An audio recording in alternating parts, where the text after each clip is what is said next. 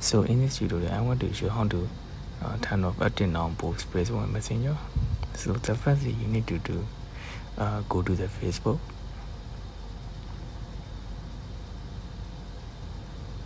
and then you need to search menu on the bottom right corner, and then click setting and privacy, and then click setting, and then a little bit scroll down until you see active status, and click show. You will see show when you are on active.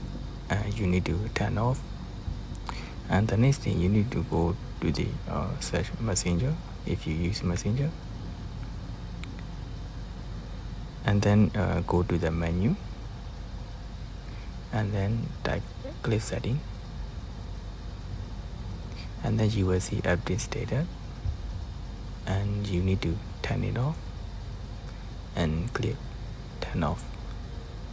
So this method will make you turn off your active status 100%. I hope this video will help to you. Make sure to subscribe to my channel. I will see you in the next video.